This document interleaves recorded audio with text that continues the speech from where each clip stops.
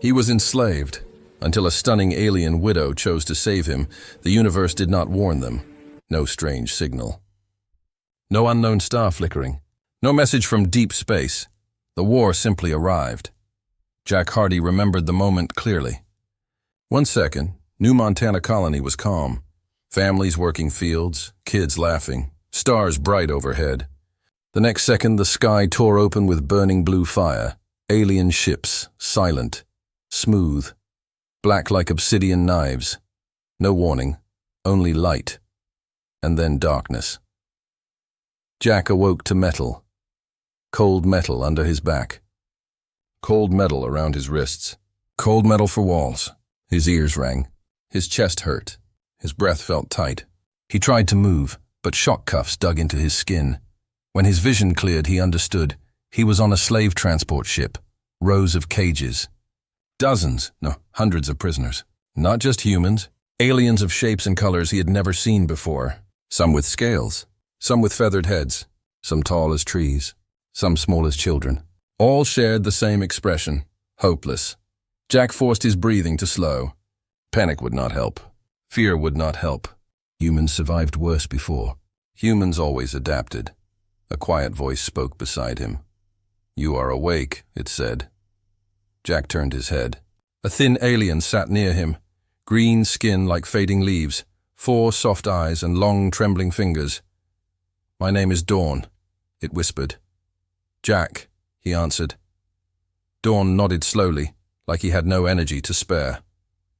"We are on a Viri slave carrier. They take us to Carax's station. They sell us there." Jack heard the word sell and something in his chest twisted. "They take planets?" Jack asked. "Yes," Dawn breathed. "Your world is not first. It will not be last. The Vri have no mercy. Only hunger. Only conquest." Jack's fists tightened. The cuffs burned his skin, but he didn't care. He would not break. He would not give up his humanity. Footsteps thundered through the room. Huge reptile-like guards moved between the captives. Their armor was thick, layered with dark metal plates. Their shock staffs crackled with blue lightning. One guard shouted with a voice that scraped the air, "Stand! Inspection now!" Everyone obeyed, except Jack. He remained seated, breathing slow, determined, unmoved. A guard stomped toward him. Its shadow fell over him like a mountain. "Human," it growled. "You stand or you suffer." Jack looked up, calm. "I choose neither." The guard's staff stabbed forward. Electricity ripped through Jack's body. Muscles seized. Pain exploded white behind his eyes, but he did not scream. He did not fall. He forced himself to stand on his own terms. He stared directly into the guard's eyes. "I stand because I choose to," Jack said. Voice rough but unbroken. The guard hissed in frustration but moved on. Dawn whispered, voice trembling, "You should not fight them. They break everyone." Jack didn't look away from the guard walking off. "Not me," he said quietly. Then it happened. A new group of prisoners was dragged inside. Fresh captives, confused, crying, weak. Among them was a small girl, not human but young, maybe 13 in human years. Soft purple skin, eyes wide like a frightened deer. She tripped. A guard raised his shock staff. Jack moved before thinking. His body reacted faster than fear, faster than logic. He stepped forward and slammed his cuffed wrists under the guard's jaw.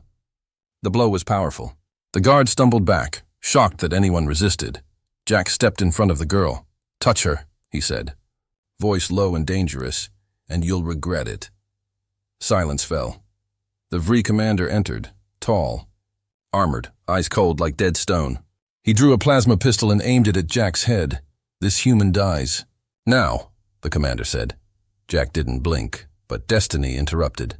The massive metal doors opened, and all guards instantly bowed. A woman walked in. No, not woman. Something. More. Her skin was pale blue, glowing faintly like moonlight on ice. Her long hair shimmered silver white, drifting behind her like living starlight. Her eyes were deep and unreadable, as though she carried galaxies inside them. In her arms was a Pomeranian dog, perfectly groomed, tiny, fluffy. The dog barked once at Jack, The glowing woman spoke softly. "What is happening here?" "Lady Neria," the commander said, bowing. "This human attacked my guard." Lady Neria stepped closer. She studied Jack, slowly, carefully, like he was not an animal. Not property, but something rare. Part 2, The Gilded Cage. The shuttle left the slave station in silence. Jack sat across from Lady Neria, hands now free, but still feeling like chains were wrapped around his soul. The small Pomeranian dog slept in her lap, as if none of this, slavers, guns, death mattered. Neria watched Jack with calm, unreadable eyes. He watched her back, a silent war of who would look away first. Jack didn't. That seemed to amuse her. "You are unusual," she said softly. Jack didn't answer. He turned his head, looking out the window instead. Stars blurred past, pulled into thin streaks by the ship's engines. Somewhere out there was Earth. Somewhere out there were the people he lost. Somewhere out there was freedom. He intended to get it back. Neria shifted slightly, stroking the dog's fur. "You think I'm your enemy?" Jack didn't turn. "You bought me, yes," she said, voice calm. "But that does not make me your enemy. That makes you my captor," Jack replied coldly. Neria smiled, not insulted, but intrigued.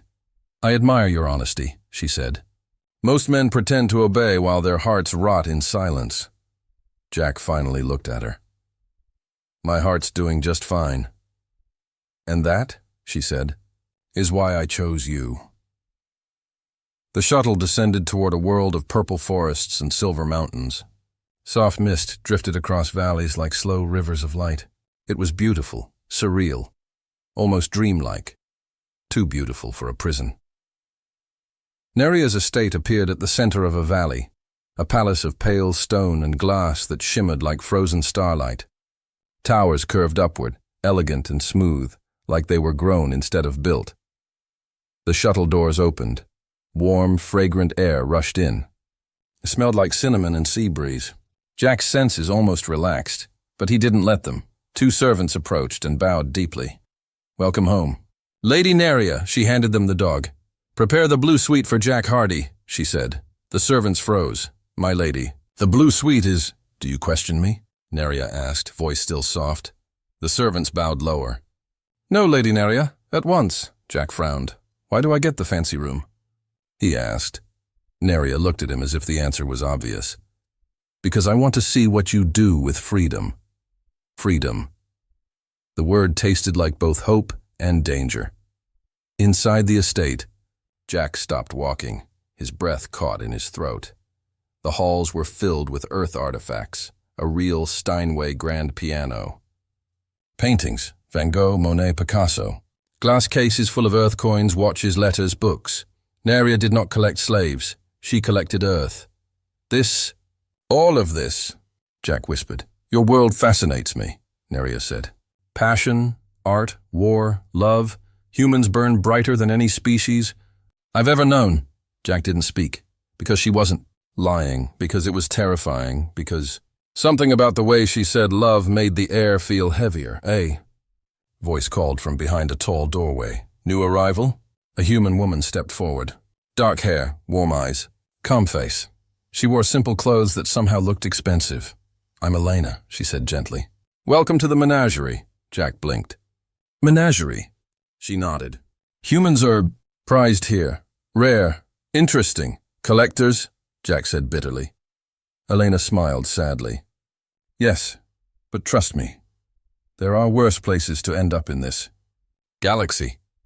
Jack didn't answer, because he knew she was right, but it didn't make it okay. Elena led him to the blue suite, and Jack actually stopped walking again. It wasn't a room, it was an apartment. Wide windows opened to a view of the purple valley.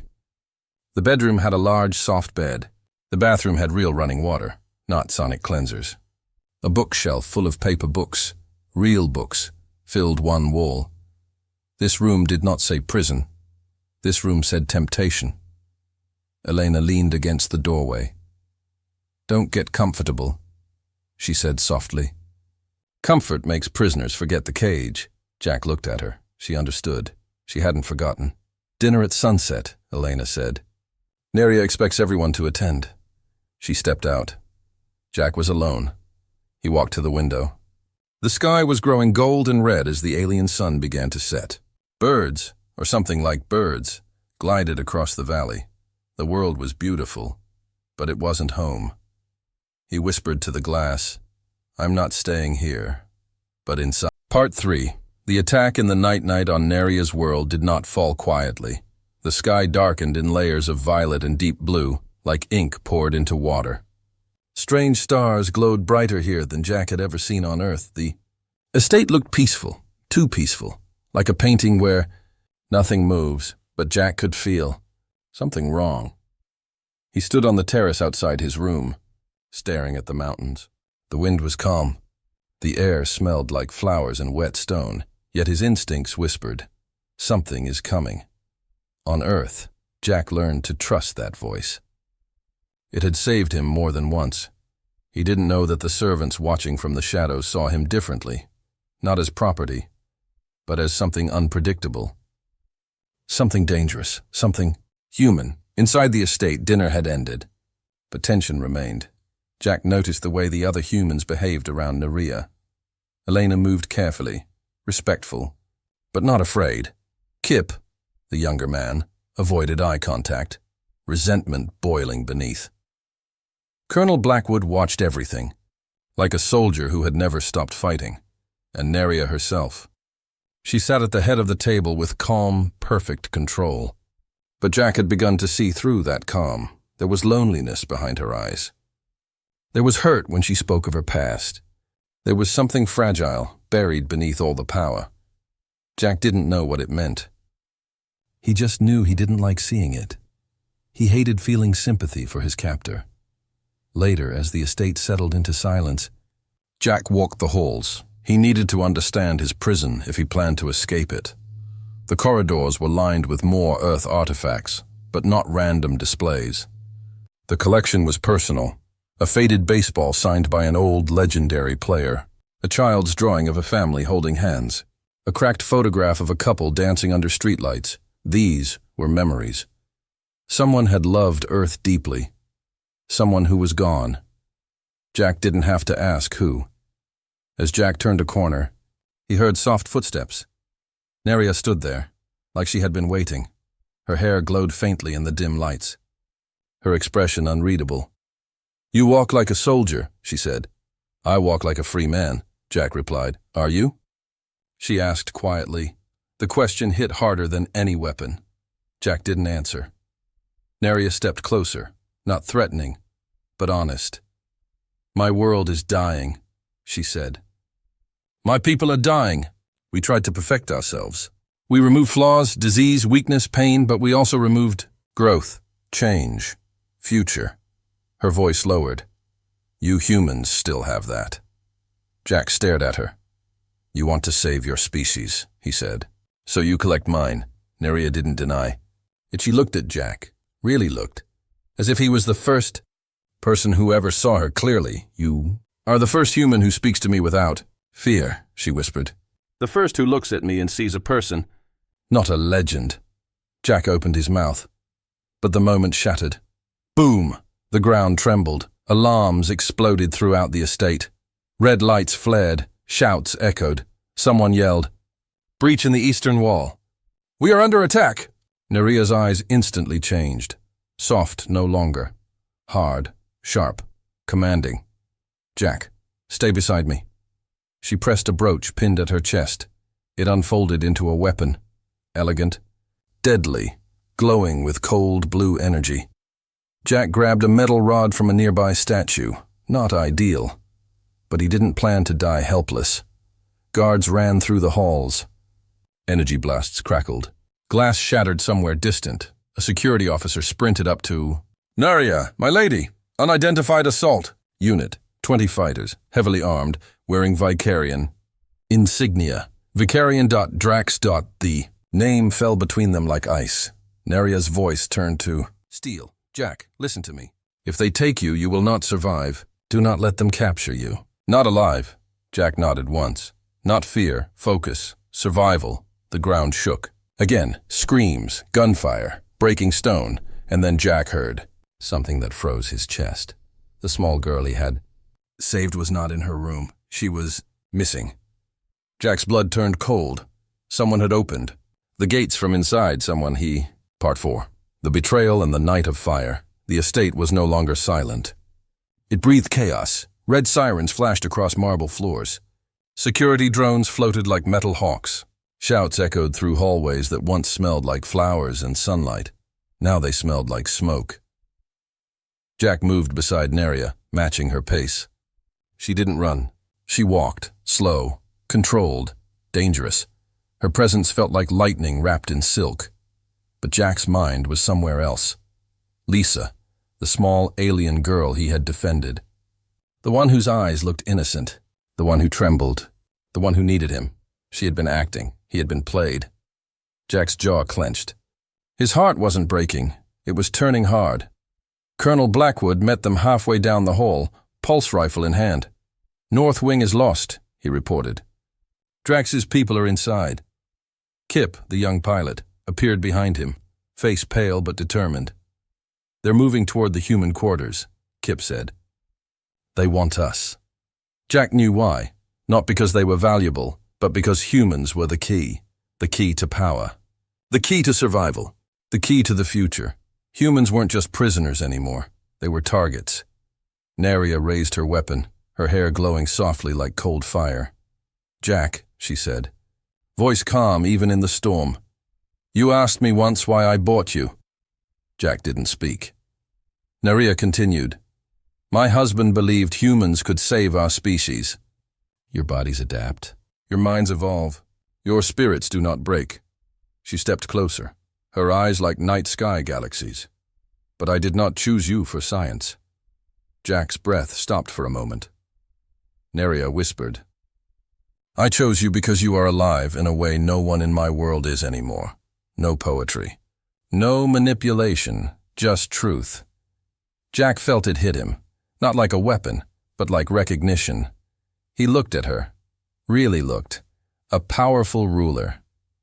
A lonely widow, a woman drowning in a silent world. And she was telling him he was the one thing she couldn't replace. He didn't know what to say, so he said the only thing that mattered. "I'm not letting them take you. Or anyone here." Neria's lips curved, not a smile. Something deeper. "Then we fight together." The door at the end of the hall blew inward. Fire, smoke, shattered. Stone Drax's soldiers surged. In tall, modified, eyes burning with unnatural light. And at the front, "Lisa, no fear." No apology. She looked at Jack like she had never known him. "You shouldn't have protected me," she said quietly. Jack stepped forward. Voice calm. "You think this is your only choice?" Lisa didn't blink. "It is. Without Drax, I die." "My body was changed. My blood is not mine. My heart belongs to his science." Jack shook his head slowly. "No, you are more than what was done to you." Lisa's expression flickered. 1 second, doubt. Then she whispered, "Not anymore." She raised her hand. A pulse bomb activated. Neria shouted, "Down!" Jack tackled her as the explosion ripped through the corridor. Smoke, fire, concrete dust. Alarm screaming. When Jack opened his eyes, the estate he had walked through hours ago, quiet, beautiful, full of memories, was burning, and Lisa was gone, running back to the enemy, back to Drax, taking something with her, the data.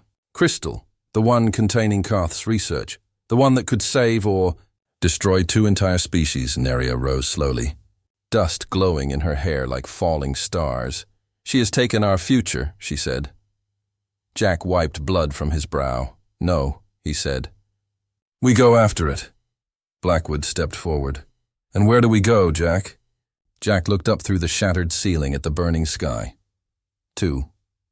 Stop the one who thinks he owns us. He took a breath to take back the humans he's stolen. His voice hardened. "And to show the galaxy what happens when you mess with humans." Neria reached for his hand, not as captor and captive, but as warrior and warrior. The battle wasn't over. It was just beginning. Comment Part 5. if you're ready for the rescue mission. Because in the next chapter, humans stop reacting. They start leading. Part 5. The Escape, the Chase, and the Truth Revealed. The firelight reflected in Jack's eyes. The estate burned, throwing sparks into the purple night sky. Alarms still echoed in the distance, but the main battle was over.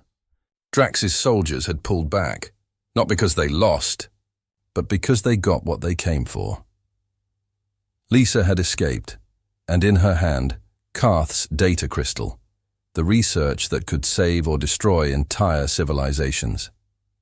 Neria stood at the balcony, her hair glowing faintly in the smoke-filled wind. She did not cry. She did not tremble.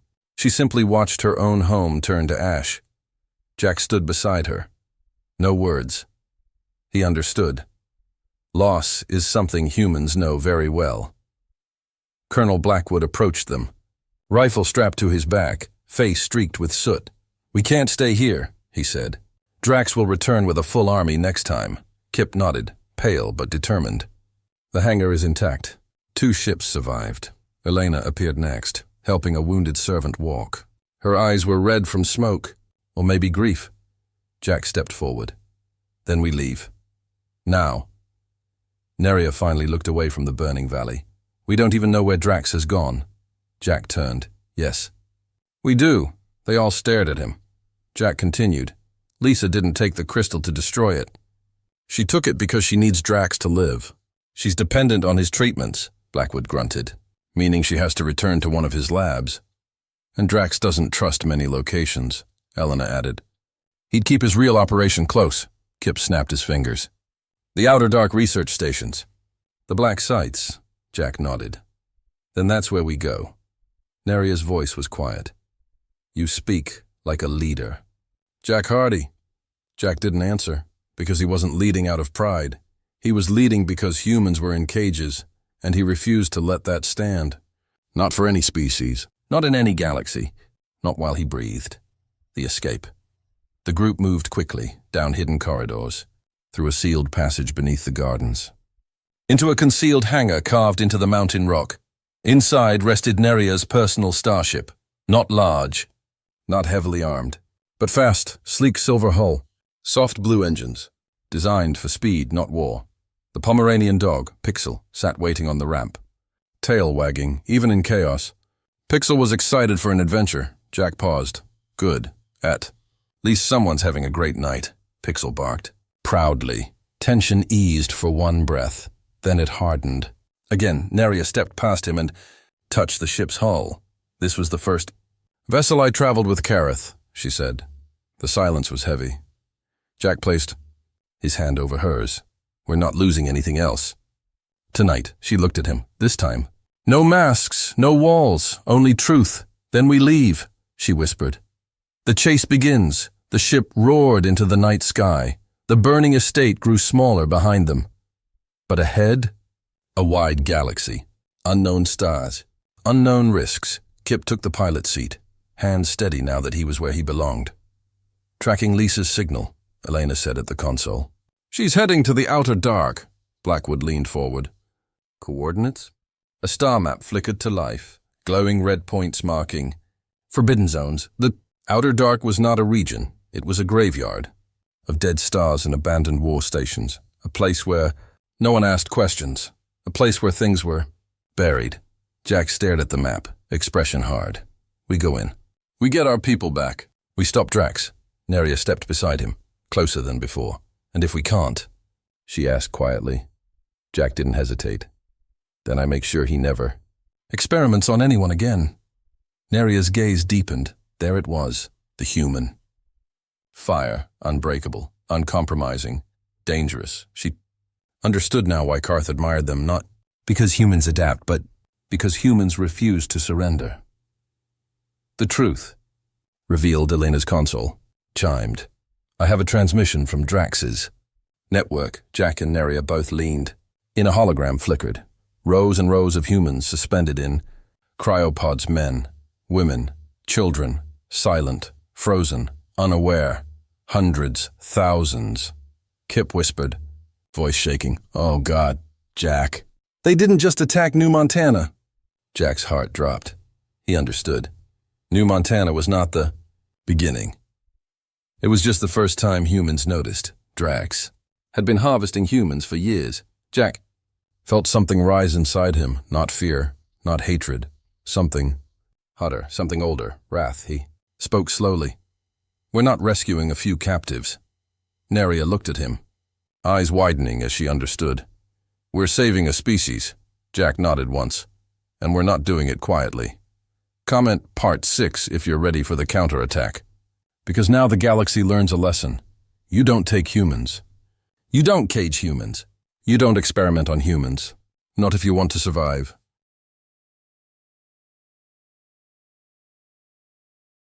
Part 6. The final stand in space. Humans strike back. The journey to the outer dark was silent. Not peaceful silence. Heavy silence. The kind that comes before storms. Jack stood at the ship's forward window, staring at the black void ahead. No stars, no planets. Just empty dark, thick as oil. A place the galaxy avoided. But this was where Drax hid his empire of stolen lives. Kip guided the ship through the darkness, his eyes locked on the scanners. No signals. No beacons. Nothing, he muttered. Blackwood grunted. Which means everything is hidden. Cloaked. Neria placed her hand on the glass, studying the shadows. Drax always believed darkness gives him advantage. Jack nodded slowly. Let's show him what happens when humans walk into the dark. Faint sound began. Ping. Then another. Ping. Ping. Kips. Scanners lit up. Not one, but dozens of signals. The ship's external cameras flickered to life, and the darkness revealed itself. Massive stations, cold metal platforms, battle cruisers lined in rows, thousands of glowing cryopods, a factory of silence, a factory of stolen lives. Elena covered her mouth. That's an entire colony. Maybe more. Blackwood tightened his grip on his weapon. He didn't just steal humans. He harvested generations. Neria's voice was low and sharp.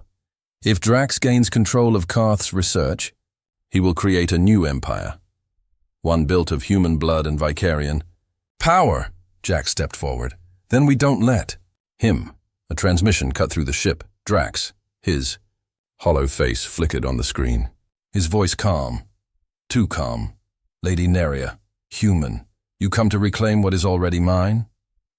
Jack didn't look away. You made one mistake. Drax tilted his head. Oh? You thought humans break, Jack said. Drax smiled, cold and thin. You will break. You all break.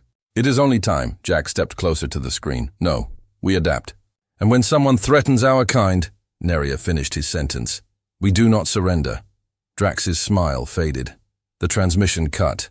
Kip swore under his breath. Here we go. The battle dozens of Vicarian ships turned toward them, weapons charged. The darkness lit up with fire.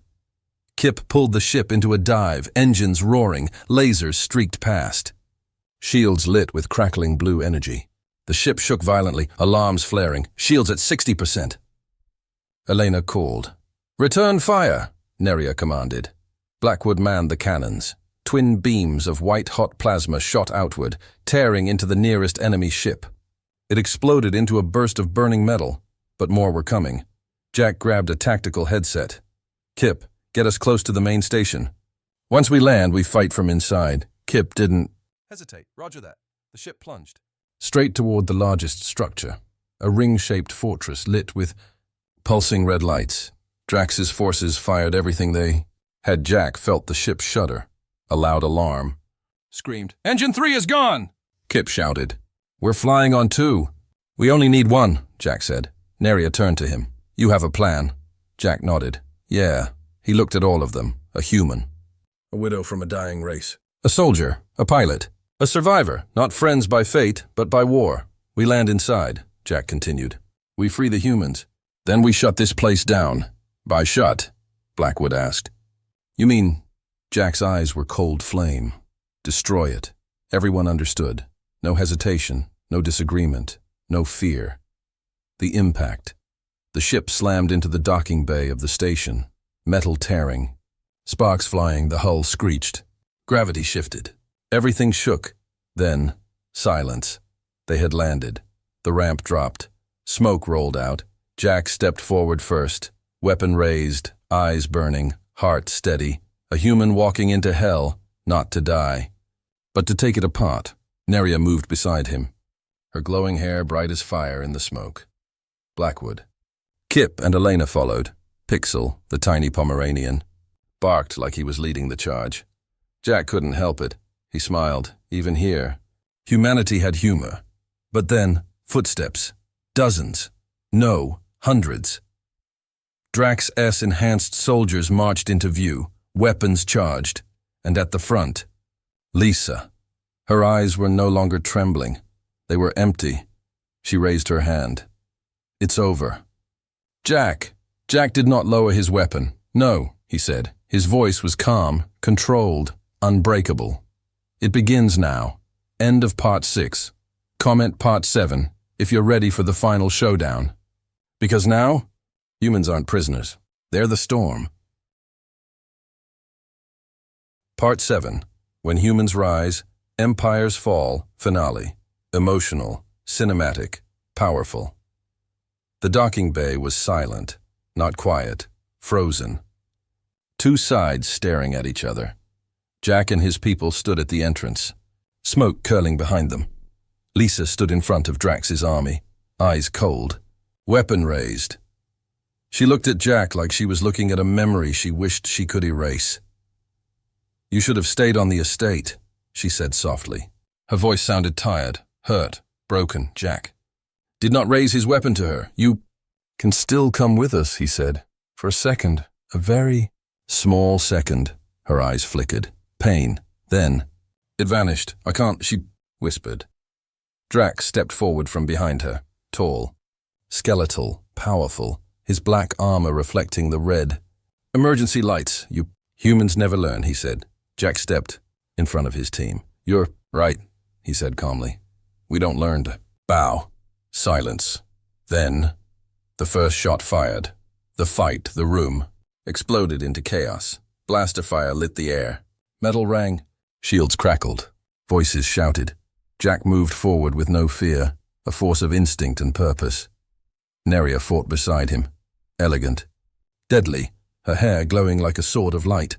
Blackwood fired precise bursts, dropping enemies with soldier calm. Kip darted across cover, clearing flanks like he was born in battle. Elena protected Pixel, who barked like a tiny war drum. But Lisa was fast, faster than anyone. Modified bones, modified muscles, modified reflexes. She moved like lightning. Jack blocked her strike with his forearm, pain flaring. But he didn't back down. Lisa, stop! I can't, she screamed. Her voice cracked, raw. My body is breaking. I need the treatments. I need Drax. If I stop, she staggered, falling to her knees for a moment, gripping her chest, shaking. Jack slowly lowered his weapon. You're not dying because you were changed, he said softly. You're dying because someone told you. That was the only way to live. Her breathing slowed, her eyes filled, not with tears, but realization. Hope. Drax saw it, and something inside him snapped. He screamed, "Eliminate her!" Two soldiers turned their rifles toward Lisa. Jack didn't think. He moved. He grabbed Lisa, pulled her behind him. Shots fired. Pain. Ripped across his shoulder. He didn't fall. He roared, and pure human fury, and charged every soldier. Hesitated, because the look on his face was not rage. It was promise. You will not harm my people. The turning point Neria saw. Jack falling back from the wound, and in that moment, she changed. Her calm vanished. Her grief vanished. Her hesitation vanished. She stepped forward, glowing brighter than any living being had the right to. Her voice thundered across the station. You will not touch him. Her entire body ignited in shimmering blue-white radiance, ancestral power, royal blood, a final inheritance. Drax froze. No. No. That power was lost. Neria raised her hand. Light erupted. The shockwave blasted Drax's soldiers backward, weapons flying, armor cracking, systems collapsing.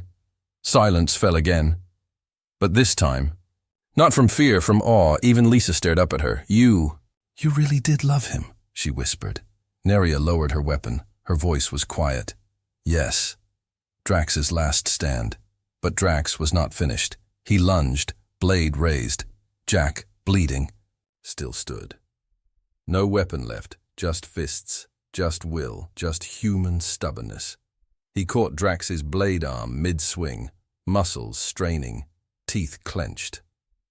You want to know, Jack growled. Voice shaking, why humans survive? Drax snarled, eyes wild. Jack pushed the blade aside and slammed his fist into Drax's chest. Because we fight. Another punch. For every breath, another. For every person, another. For every world. Jack grabbed Drax's collar, pulling him close, eyes burning. And we don't stop, he slammed Drax. Backward, into the cryo-unit controls, electricity surged. Drax screamed, frozen pods around him flickering. To life, alarms blaring, systems failing. Jack stepped back and Drax fell, defeated, not by weapons, not by alien power, but by human will. The Freedom cryopods opened.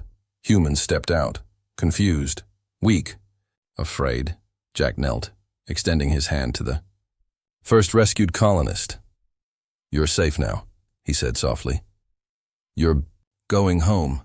Neria watched him, her eyes warm, her face open, her heart full. Lisa approached, trembling. Is there still a chance for me? She asked. Jack didn't hesitate. Yes, Neria nodded. We do not leave anyone behind. Epilogue. Return to the stars months later. Star Council hauled on Earth was no longer a myth. Humans now had a voice in the galaxy. Jack and Neria stood together, side by side, leaders and partners, not ruler and possession, not savior and rescued, but equal. If you enjoyed this video, like this video, subscribing, and clicking the bell icon to stay updated with fresh content every day.